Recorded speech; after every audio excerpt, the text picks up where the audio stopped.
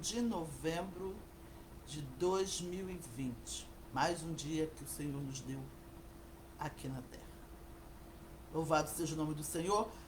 Eu me sinto uma pessoa agraciada, favorecida, bem-aventurada, porque Jesus, ele habita em mim. Já não sou eu mais quem vive, mas Cristo vive em mim.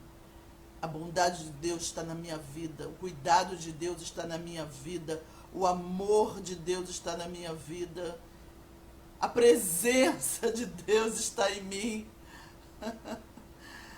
Então, diante de tudo aquilo que a gente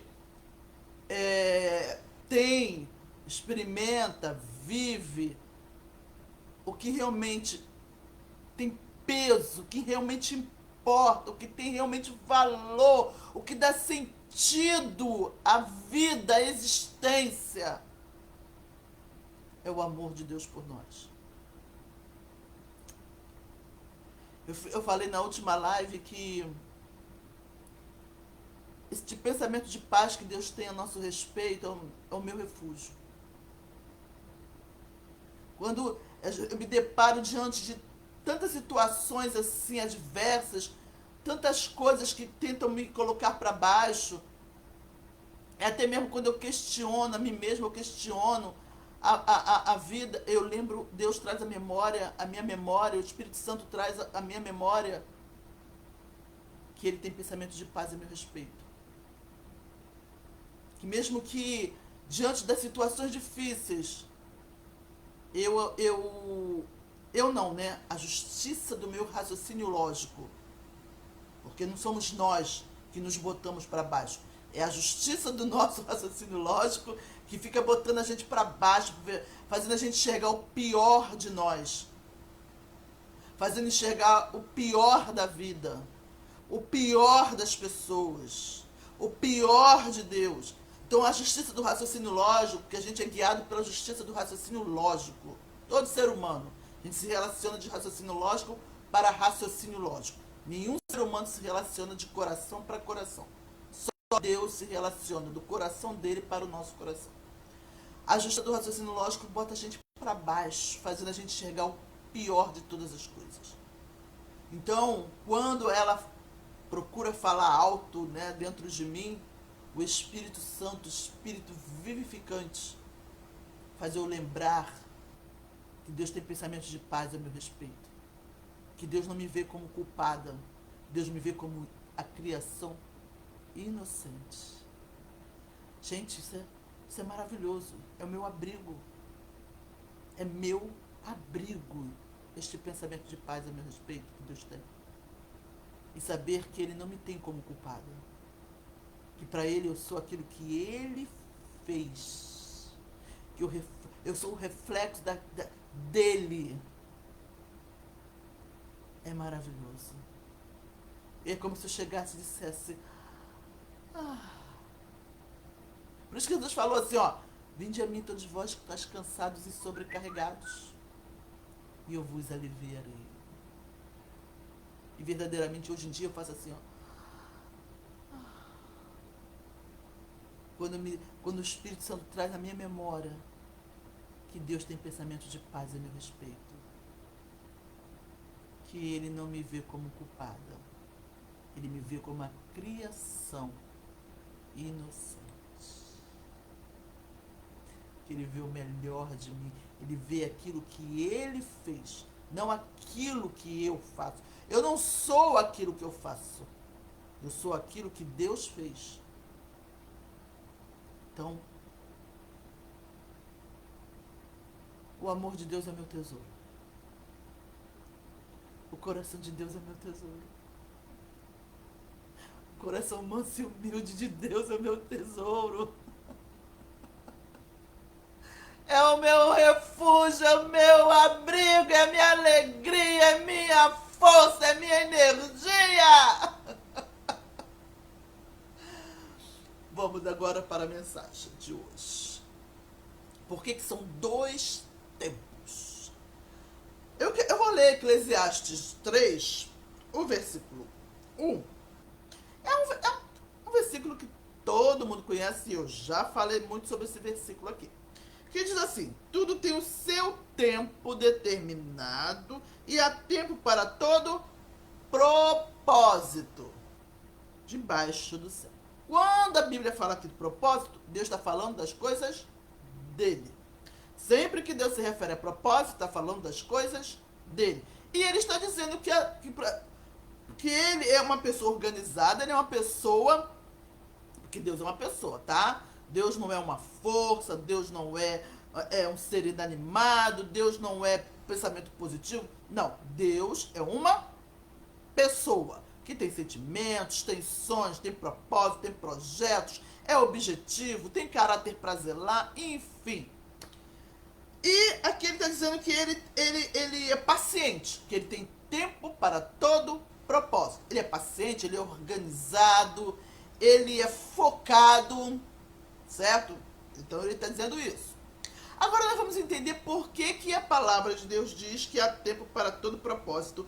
E se há tempo para todo propósito, se Deus está falando que há tempo para todo propósito, e são o quê? 2 alianças. A Bíblia é dividida em 2 alianças. São 66 livros divididos em 2 alianças. Então são 2 o quê? 2 tempos, 2 períodos, 2 propósitos, 2 etapas. E qual é a raiz disso? Por que são 2 tempos, 2 propósitos, 2 etapas, 2 períodos? Aonde começa esta divisão desses 2 tempos? Poderia ser 4, poderia ser 5, mas são 2 tempos. Por isso são 2 alianças. Lei e graça. Servo e filho. Obras e fé. Estão percebendo? Árvore do conhecimento do bem e do mal. Árvore da vida. Obras da carne. Fruto do Espírito. Criação longe do Criador. Criação perto do Criador. Enfim. Vou ficar por aqui que é muita coisa. Não vou lembrar de tudo. Mas são dois tempos, né? Inferno. Eternidade perto do Criador. Criação perto do Criador. Criação longe do Criador. Inferno, céu. Então, por que são 2 tempos? Qual é a origem? Qual é a raiz? E é sobre isso que eu vou falar hoje. Começa, como tudo começa, a raiz começa aonde? Em Deus, antes da fundação do mundo. Vamos lá. Antigamente, antes de Deus criar todas as coisas, não existia anjo, não existia Deus como filho. Porque se não existia Deus como filho, também não existia anjo. Não existia nada. Porque foi Deus como filho que criou todas as coisas. Certo? Não foi? Foi Deus como filho na pessoa de Jesus, que é Jesus Cristo, que criou todas as coisas. Então era só Deus. Aí a justiça. Deus é uma pessoa que tem entendimento e sentimentos. E fez a gente semelhante a ele. Uma pessoa com entendimento e sentimentos. Mas vamos falar de Deus. Então, o entendimento, que eu vou chamar de razão, é a justiça do raciocínio lógico, que está apresentado lá na Antiga Aliança, que Deus usava o raciocínio lógico. Cuidado com as nações que vocês vão conquistar, para que não sejam contaminados. Ele está usando o quê? O raciocínio lógico. E tem o amor, o sentimento, o amor, que tem a justiça do amor. Os sentimentos, a justiça do amor, que em suas leis, que está escrito lá em 1 Coríntios 13. 1 Coríntios 13 é a justiça do amor. Então, antes de Deus criar todas as coisas, criar o homem, a justiça do raciocínio lógico e a justiça do amor viviam em paz. Porque não eram o quê? Desafiadas. Não tinha nada para desafiar a Deus. Fazer com que, na verdade, elas são antônimos. Tá? Hoje nós podemos ver que elas são contrárias. Uma é antônimo da outra. A lei é um antônimo da graça. O servo é antônimo do filho. A criatura longe do Criador é um antônimo da criatura perto do Criador. Porque a vida é feita de antônimos. Tanto o universo espiritual quanto o universo físico é feito de antônimos. Por exemplo, para Deus mostrar o que é fidelidade, tem que ter a nossa infidelidade. Para Deus mostrar o que ele é justo, tem que ter o que? A nossa injustiça. Para Deus mostrar que ele é amor, tem que ter o nosso ódio, ok? Para Deus mostrar que ele é bom, tem que ter a nossa maldade. E agora o físico. Para a gente saber o que é quente, tem que ter o frio. Para a gente saber o que é perto, tem que ter o longe e vice-versa. Ok? Então, tanto o universo espiritual quanto o físico tem seus antônimos. A vida é feita de antônimos. Os antônimos fazem parte da realidade do universo espiritual e universo físico. E tudo gira em torno desse antônimo. O antônimo faz parte, é algo normal, é algo natural. Então, antes de Deus desejar criar o homem, ele vivia em paz. Tanto a justiça do raciocínio lógico quanto a justiça do amor, porque não tinha nada para ser desafiado. Quando Deus desejou criar o homem para se relacionar com o homem, essas diferenças vieram à tona. Elas entraram em atrito. Tanto a justiça do raciocínio lógico quanto a justiça do amor entraram em atrito. Elas batem de frente. Elas não andam juntas. Elas batem de frente.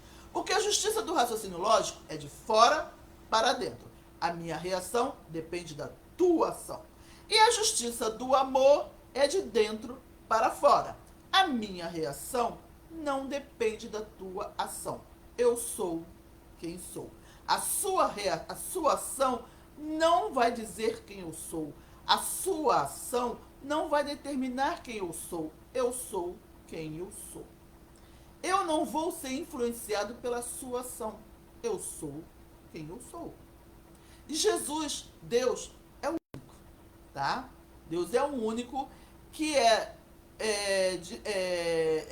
guiado pela justiça do amor, que é algo de dentro para fora. Por isso que Jesus ficou calado quando ele foi provocado na hora da crucificação, dos açoites, dos deboches. Ele ficou calado, caladinho. Ele não amaldiçoou, ele não xingou, ele não...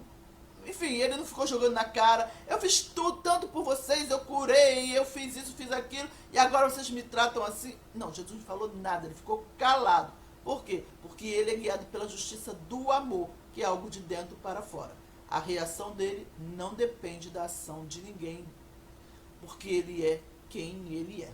Ele não é influenciado por nada e nem ninguém. Ele é o grande eu sou quem sou. Aí, então, quando Deus desejou criar o homem para se relacionar com o homem, essas diferenças vieram à tona. Elas batem de frente, tá? Deus, quem já leu a Bíblia, deve lembrar o que eu vou falar agora. Que Deus chamou Moisés e Abraão de amigos. Certo? Porque Moisés, não é que só Moisés e Abraão eram amigos de Deus. Ali tem uma verdade espiritual escondida. Tudo que está na Bíblia, Deus está revelando a ele. A Bíblia revela a Deus. E conta a história de amor dele para com a igreja, que são os escolhidos desde antes da fundação do mundo para ser revelada a justiça proveniente do amor.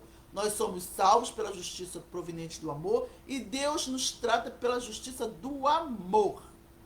Tá? Então a Bíblia revela a Deus e conta essa história de amor para com os escolhidos, para a igreja. Portanto, por isso que quando Deus chamou Moisés e Abraão de amigos, ele está contando,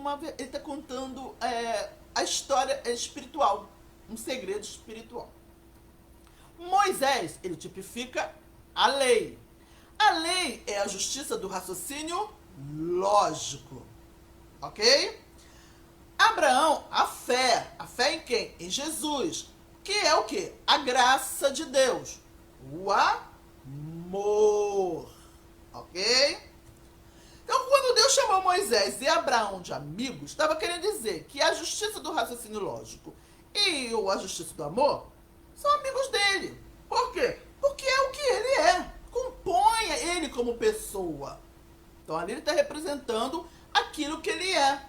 Que ele é amigo, que são os amigos da justiça do raciocínio lógico, quanto a justiça do amor, são amigos de Deus, porque é aquilo que ele é. E ele não tem como negar a ele mesmo. Ele não pode negar a si mesmo. Ainda que ele não tenha se colocado debaixo da justiça do raciocínio lógico no tempo da graça, ele não pode negar que ele é o fogo consumidor. Ele só não se colocou debaixo porque ele é sábio. Mas não está dizendo que ele não seja fogo consumidor.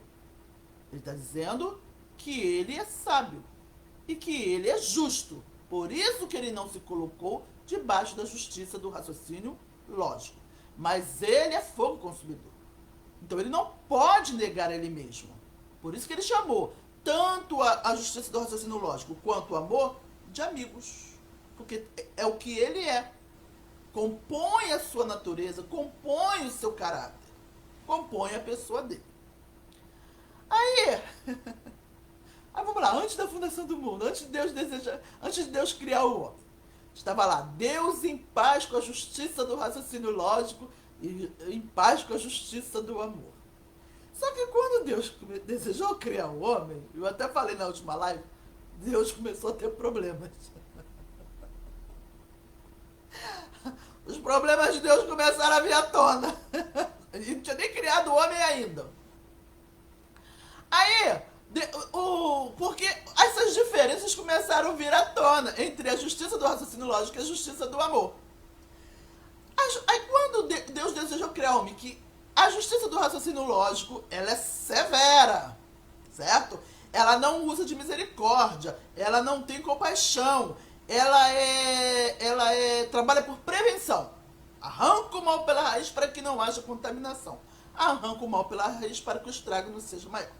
Só que quando Deus desejou criar o homem é uma criação, com característica de criação, e que não tem poder de fazer o bem, certo? Porque é criação. Porque Deus é o único ser que é. Ele é amor, ele é fiel, ele é misericordioso, ele é bom, ele é justo, ele é santo. Enfim, a criação é receptora. Portanto, a criação ela não ia ter poder de praticar o bem. A criação não tem vida em si mesma e poder para praticar o bem. E quando Deus desejou criar um para se relacionar com o homem, o caráter de Deus exigiu que ele adquirisse esse direito de passar a eternidade com o homem, amando o homem. Só que amar o que é perfeito não é amor. Ele seria hipócrita se fizesse isso sendo o homem perfeito. Então o caráter de Deus exigiu que ele tornasse o homem inimigo dele para morrer pelo homem, sendo o homem não merecedor. Só que tem a justiça do raciocínio lógico, ela não suporta o pecado, sabe? Ela é rigorosa. Porque Deus é santo, santo, santo. Então ela é rigorosa. Aí o que aconteceu? Ela ficou o quê? Irada. Porque ela teria que suportar o pecado. A justiça do raciocínio lógico. Mas Deus, o amor, queria fazer isso pelo homem. Queria morrer pelo homem, sendo o homem não merecedor. Deus queria fazer isso. Mas tinha o problema da justiça do raciocínio lógico. Não! Só que Deus, ele queria fazer isso pelo homem. Uma vez Deus falou comigo assim, que Deus viu que o homem merecia que ele morresse por nós na condição de não merecedores. Deus viu que o homem merecia, que nós merecíamos, que ele morresse por nós na condição de não merecedores. Quando fala Deus viu que nós merecíamos, é que ele, no sentido assim, ele desejou. Foi agradável para ele. Ele ansiou por isso, ele falou, não, eles merecem. Não, eles merecem que eu morra por eles. Como merecedores? Não. Como não merecedores. Gente, Deus nos ama tanto. O amor de Deus por nós é tão grande que ele julgou dessa forma. Eles merecem que eu morra por eles, mas não como merecedores, mas na condição de não merecedores. Oh, Deus maravilhoso. Oh, Deus, isso fala na palavra, igreja. Quando a Bíblia diz, eu não separei, mas quem já leu a Bíblia vai saber do que eu estou falando, que foi do agrado de Deus moer Jesus. Foi do agrado de Deus. Olha Deus confirmando. Foi do agrado de Deus moer Jesus. É isso que Deus está querendo dizer. Que Deus viu que nós merecíamos que Ele morresse por nós na condição de não merecedores. Isto foi agradável para Deus. Ele desejou isso de tanto que Ele nos amava. Ele quis ir até o fim, Ele quis morrer, igreja. Então, Ele não deu ouvidos à justiça do raciocínio lógico. Que a justiça do raciocínio lógico falou, não, eu não suporto o pecado, eu sou santo, santo, santo. Ele falou assim, não, eu vou fazer. Justiça do raciocínio lógico, eu vou fazer. Eu vou tornar eles meus inimigos e vou morrer por eles na condição de não merecedores. Eu vou fazer. E a justiça do raciocínio lógico ficou encrespada. Não sei nem se existe essa palavra, encrespada. E ela se sentiu afrontada. Quando Moisés falou assim, ó, por causa de vós. Lembra que Deus falou que Moisés não ia entrar na terra prometida? Aí Moisés falou assim, ó, para o povo, por causa de vós, Deus se aborreceu comigo. Moisés ali estava tipificando a justiça do raciocínio lógico, porque ele representa a lei e a justiça do raciocínio lógico é a lei. Então ali é como se a justiça do raciocínio lógico estivesse dizendo pra gente, igreja, por causa de vocês, Deus se aborreceu comigo. Porque lá antes da fundação do mundo, Deus falou, eu vou fazer isso por eles, justiça do raciocínio lógico, querendo você ou não. Porque pela justiça do raciocínio lógico, Deus não teria criado o homem. E já teria exterminado. Mas Deus aborreceu a justiça do raciocínio lógico. Porque Ele quis fazer isso por nós. Eu vou morrer por eles, sendo eles não merecedores. Aí, agora vamos entender por que são dois tempos. Então, antes Deus chamar, a justiça do raciocínio lógico era amigo de Deus, estava em paz. Só que quando Deus desejou criar o homem, Deus se aborreceu com a justiça do raciocínio lógico. Antes vivia em paz. Quando Deus desejou criar o homem, Deus se aborreceu com ela. Por isso que ela retrata em Moisés. Por causa de vós, de vocês, Deus se aborreceu comigo. E disse que eu não levaria vocês até a terra prometida. Deus falou assim, não é você que vai levar eles, não. É Jesus. Sou eu. É a graça. Se depender da justiça do raciocínio lógico, morria todo mundo no deserto. Ó, a alma que pecar, esta morrerá. Aí o Deus. Aí a justiça do raciocínio lógico questionando a atitude de Deus. Questionando a atitude de Deus. Porque antes eles eram o quê? Amigos. E depois Deus se aborreceu com ele. Então é como se Deus estivesse explicando os dois tempos.